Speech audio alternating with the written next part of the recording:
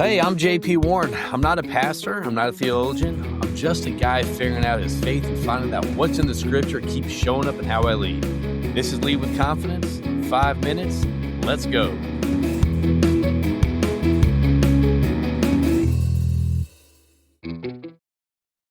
Welcome back to Lead with Confidence. I'm your host, JP Warren. I'm all about helping people how they show up, how they communicate with confidence.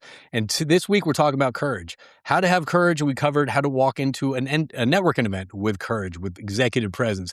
We talked about having those conversations that no one's really bringing up. How do you have those? We actually talked about moving past the courage to move past the courage not to ask, what do you do? Or pretty much it's moving past the transactional conversations. And today, we're going to be talking about the courage to say the hard things out loud. This is the importance of having those difficult or crucial conversations. All right. The conversations that you are avoiding is probably costing you, the person, and your company or house a lot more than you expect. All right. The problem here is this, right? We are in a hyper-connected yet disconnected world, okay? And a lot of times, what does that mean? That means our communication skill sets and our development has actually kind of gone on the back burner versus actually know how to navigate this. Everyone knows of a conversation that they need to have in their lives right now, whether that's with a spouse, whether that's with a peer, whether that's with a customer, right? Whether that's with a vendor, right? So how do we actually have those conversations and not have so much anxiety behind it, all right? So the real problem is right now, a lot of people think that being direct will damage the relationship with the person, right? Or, hey, if I bring this up, that kind of like this behavior that upset me, or this behavior that's, that's not conducive to our company's, standards, I'm really going to upset this person. So I'm just going to let things slide. You confuse, you're managing by comfort. You want to keep the peace, and you think that having this conversation is going to throw everything off the tracks, and you're going to have a lot of conflict in your team. All right. And another thing is you start kind of getting, I'm sure we've all experienced this. Once you do, I'm sure in our past, we've had crucial conversations before where you bring something up that bothered you. And next thing you know, you are on 14 different tangents down the road, not talking at all about the point. So you make it personal. You don't stick to the facts. You don't stick to the goal. You make it personal. Okay.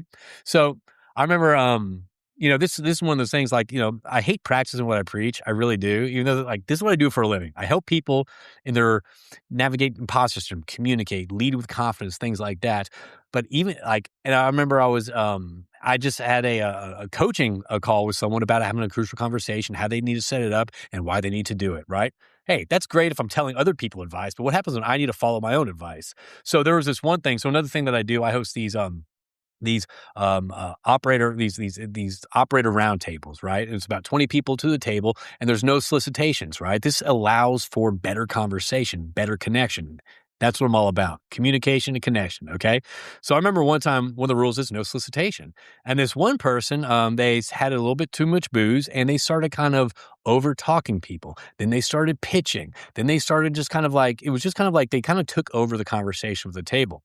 And I'm looking around the table. I'm seeing this. I'm seeing people pull back. I'm seeing people check phones. I'm seeing people roll their eyes. And it really started kind of changing the quality integrity of what I was doing.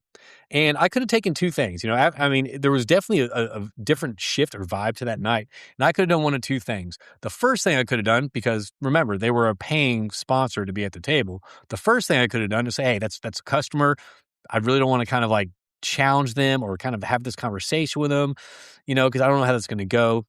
And the second thing I could have done, I could have had the conversation and kind of proved all things, but I was so worried to have this because number one, they were a paying customer. Number two, they were a buddy of mine. Number three, it was one of those things where it's like, I don't know how they're going to react. Like, I don't want to have this conversation. Okay.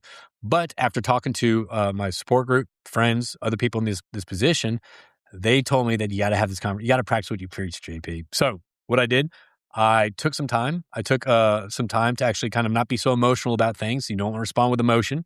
I set the goal, what we're going to talk about, put out the facts, but I actually went into this as a growth opportunity for both of us versus a high stress conversation. And I was very nervous to start it before, so I did some breath work, got my mind right, got in a neutral zone, made the call. From the beginning of that call, I was so nervous and anxious about that call, but towards the end, it was such a beautiful conversation because number one, I was actually practicing what I preach and learning these crucial conversation skills. And the second thing is I was helping maintain the quality of Crew Club, of these operator roundtables, and ensuring that there's still no solicitations and it's still, this is the energy, this is the vibe of the room. And the third thing, mind you, during this conversation, I asked him, how do you think it went? How many meetings did you get from them? And he said, oh, I think it went great. I've gotten 0 meetings. Towards the end of it, providing kind of like what my expectations, got some feedback from him, aligned on a goal. I challenged him the next event. I want to see how you operate. Next event, there was a lot more questions. He approached it a lot more methodical, intentional manner. And then he texted me the next day saying, hey, JP, I appreciate the conversation. I actually have 4 meetings based on last night's event. Like, I couldn't do this without you. So that was awesome to hear from me because number one, it's like I'm learning as a leader on how to have these conversations. But the second thing is, man, like you can reframe it. Like these crucial conversations don't have to be crucial. They could be a growth opportunity for everyone involved, and it maintains your company, maintains your relationships, maintains this person because you want this person to succeed. Okay. So here's the frameworks that we're going to provide today. All right. I just took a huge tangent on that, so I apologize. But the frameworks when you do want to have one of these conversations, whether it's your spouse loading the dishwasher incorrectly, or whether it's someone showing up to work 5 to 10 minutes late and you need to address it, right? So this is what you have to do. Number one, state the facts. Start jotting the facts down. Don't make it personal, all right? When people make it personal, people get defensive. And next thing you know, you're defending things versus having a good conversation, all right? The second thing is name the impact. Hey, you showed up 5 minutes late. This is the impact what it does to the person that has to cover you.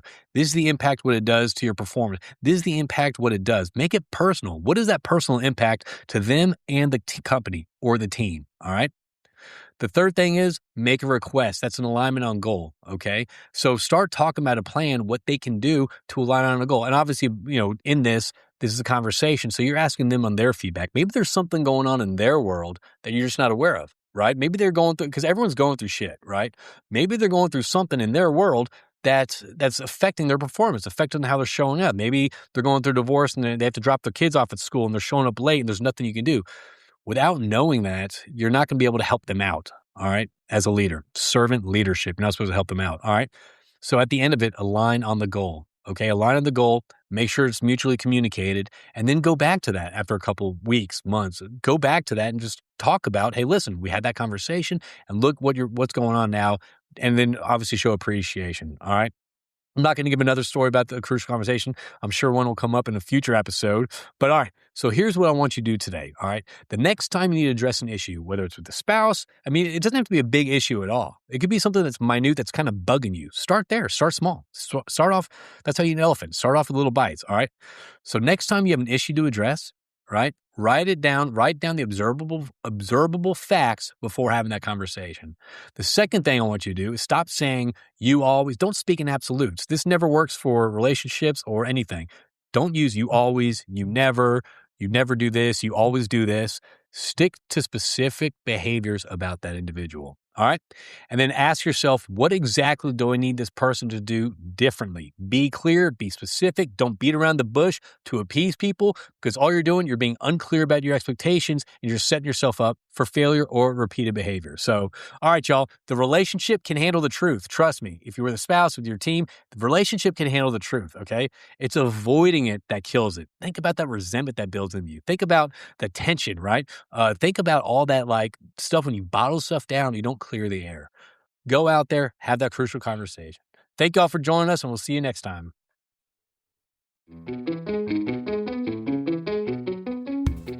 That's all I got for today. I'm figuring this out right alongside you. I appreciate you listening, and men, come join us at Exec Crew if this is resonating. Link in the description, and we'll see you tomorrow.